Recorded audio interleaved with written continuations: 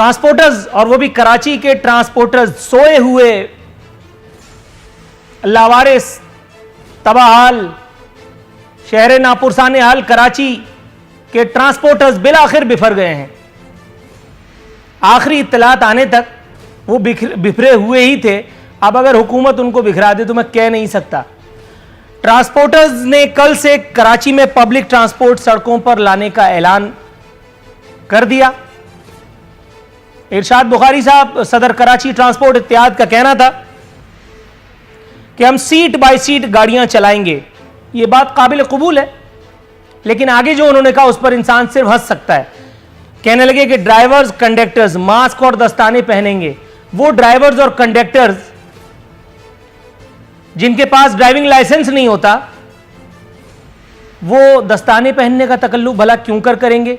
वो गाड़ियां जो कंप्लीटली एयर कंडीशनड है, एयर कंडीशन इसलिए नहीं कि उनमें एसी लगा हुआ है, उनमें छत खुली हुई है नाइट राइडर की तरह, उनमें आप कहीं से भी दाखिल हो सकते हैं खिड़की समेत। वो गाड़ियां जो अल्हम्दुलिल्लाह नुमाइश में रखी जाने के काबिल है, उसमें अल्लाह का शुक्र है सुम्मा अल्हम्दुलिल्लाह इस एक सदी में भी इंसान सफर कर रहे हैं। जमहूरियत का ये सफर हमें यूटीएस बसों से, अर्बन ट्रांसपोर्ट स्कीम से, स्कैनिया 1 करोड़ वाली बसों से अल्लाह का शुक्र है चिंची रक्षा तक ले आया है। अल्लाह ताला इस जमहूरियत का इकबाल बुलंद करे, जमहूर की खैर है। इरशाद बुखारी साहब कह रहे हैं कि अगर मुदाखलत की गई या गिरफ्तारियां हुई तो हम धरने देंगे। एक और जवाब उन्होंने पेश किया, समझ में आने वाली बात है। कह रहे हैं कि हम दिहाड़ीदार हैं और हमारे बच्चे भूख से बिलक रहे हैं। ताहम ट्रांसपोर्ट के वजीर सिंध के जनाब अवैस कादिर शाह साहब कह रहे थे कि पब्लिक ट्रांसपोर्ट खोलने का फैसला नहीं हुआ, यह फैसला कौमी राब्ता कमेटी के इजलास के बाद किया जाएगा। आखिरी खबरें आने तक कमिश्नर कराची के हवाले से कुछ टिकर्स मेरे ख्याल चल रहे थे, ये चलना थे कि उन्होंने ट्रांसपोर्टर्स को मना लिया है। आई डोंट नो अभी इस वक्त क्या स्टेटस है। हजरत, सबसे पहले तो ये कि भूल जाइए उस एक जुमले को, अपनी याददाश्त से तल्फ कर दीजिए जो अवैस कादिर शाह साहब से नादानस्तगी में निकला। बुजुर्ग, आप अभी भी जवान हैं, इस बात पर यकीन रखते हुए मेरा सवाल जरा सुनिए और जवाब की कोशिश फरमाइए। सर, कोरोना केसेस बढ़ गए, इसमें तो कोई दो राय नहीं है। अभी वजीर ट्रांसपोर्ट साहब ने यह भी बताया। Deputy chairman senate Saleem Mandviwalla कह रहे हैं कि मुल्क में कोरोना केसेस में खतरनाक हद तक इजाफा हुआ है, अस्पतालों में जगह नहीं रही। चेयरमैन सेनेट का यहां क्या काम था, नहीं समझ में आया। जनरल नॉलेज का सवाल यह है, एक खबर मेरे पास रखी है, उसमें बताया गया कि सिविल अस्पताल में एक मरीज को मरने के बाद कोरोना का धक्का दिया जा रहा था। उसके लवायकीन ने उसके बाद नजराना अकीदत पेश किया, वो वीडियो वायरल हो चुकी है। लाश को कई घंटों तक हवाले नहीं किया गया।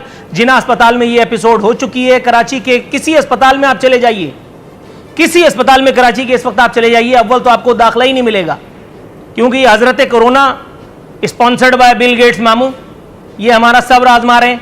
और दूसरी बात, इस वक्त जो डॉक्टर्स हजरात हैं वो पता नहीं क्यों किस किस्म की मसीहाई का जो है वो मुजाहरा करने पर तुले हुए हैं। आदमी कोरोना से बचे तो बचे, लेकिन दीगर बीमारियों से जो है वो इंशाअल्लाह ताला अल्लाह माफ करे मारा ही जाएगा। इस मुल्क के अंदर दो चीजों का मुकाबला है, डेथ वर्सेस डेथ। एक डेथ वो है जो कोरोना की वजह से हो रही है और दूसरी डेथ है जो कोरोना के खौफ की वजह से। सर, आपने मुझे एक खबर शेयर करने का मौका हम पहुंचा दिया। मैं आपसे तवक्कुफ की सदा करते हुए सिद्दीकुल फारूक साहब की जानिब जाने की इजाजत चाहूंगा। सिद्दीकुल फारूक साहब, एक खबर बता रही है कराची के ज़ियाउद्दीन, लियाकत नेशनल और साउथ सिटी समेत मुतअद्दिद निजी अस्पतालों का कहना है कि प्राइवेट अस्पताल कंसोर्शियम का अभी तक कोरोना वायरस के मरीज दाखिल करने के लिए सिंध हुकूमत से कोई मुआहिदा नहीं हुआ।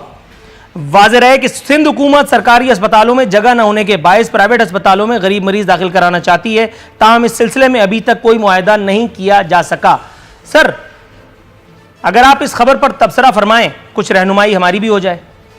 बात यह है कि कोरोना का मामला अगर पहले एहतियात कर ली जाती तो ये हम यहाँ तक ना पहुँचते। अब हाल वही है, वही कत्ल भी करे है, वही ले सवाब उठा, यानी ख़राबी भी पैदा की और सवाब भी कमाना कि जी हम ही ने ये कुछ किया है।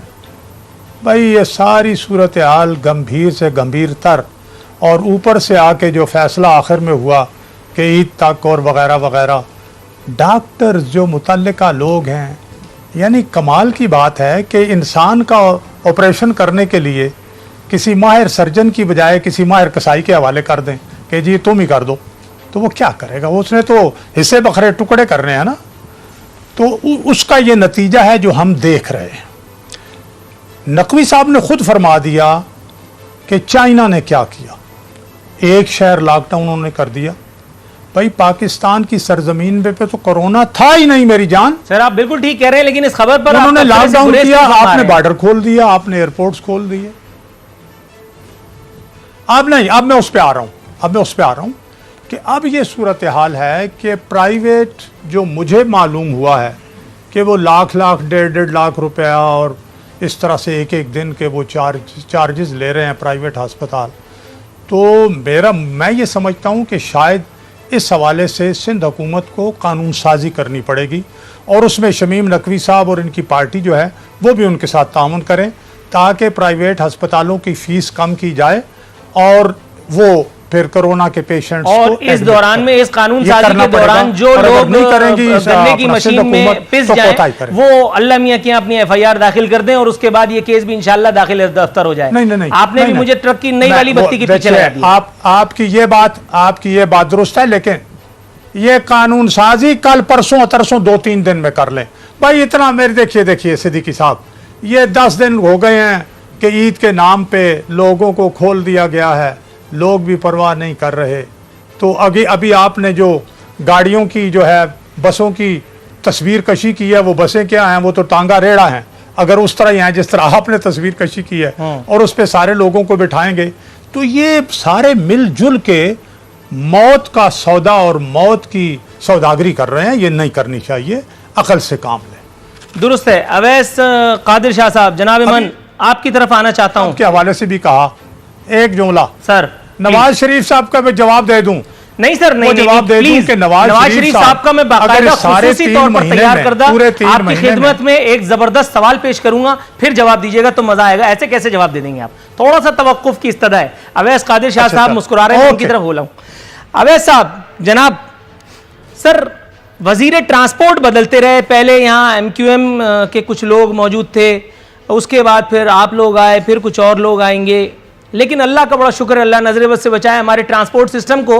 एक आदमी गधा चलाते चलाते अचानक गाड़ी चलाने लगता है, उसके नीचे, गाड़ियों के नीचे इखलाकन कई लोगों को ले लेता है, उसके बाद दौड़ करके पहाड़ पे चढ़ जाता है। यहाँ कोई रजिस्ट्रेशन का निज़ाम नहीं है, कोई ऐसी मॉनिटरिंग नहीं है कि जो उसको पता चला सके। वहां ये ड्राइवर्स और कंडक्टर्स मास्क और दस्ताने पहनेंगे। इस लतीफे पर अगर आप कोई तबसरा फरमाना चाहें तो आपको पूरी आज़ादी और खुली छूट है।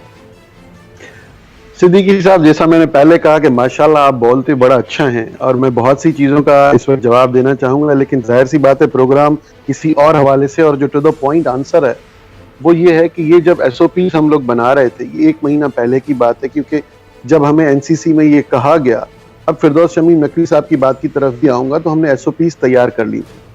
तो ये हमने रिक्वेस्ट की थी सारे ट्रांसपोर्टर हजरात से, जिसपे सब लोग कराची के इत्तेहाद के हों या इंटरसिटी के हों, सब लोगों ने इस चीज़ पे एग्री किया था कि वाकई हम लोग मास्क भी पहनाएंगे और मास्क के अलावा किसी भी पैसेंजर को गाड़ी में नहीं बिठाएंगे।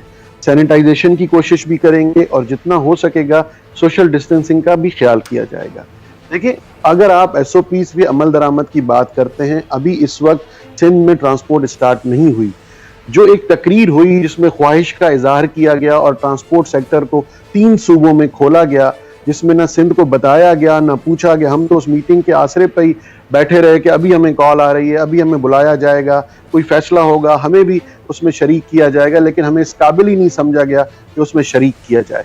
देखिए, उन 3 सूबों में क्या हो रहा है, उनमें क्या क्या इल्जामात लग रहे हैं, उनमें क्या क्या झगड़े शुरू हो गए, क्या वहां पे SOPs फॉलो हो रही हैं, क्या वहां पे कोई ऐसी चीज है जिससे हम इस वक्त काबिल जिक्र कर सके कि किसी सूबे में बसेस जो रोकी गई वहां पे देखा गया कि सीट बाय सीट नहीं, 2 सीट छोड़ के 1 बंदा बिठाया गया था।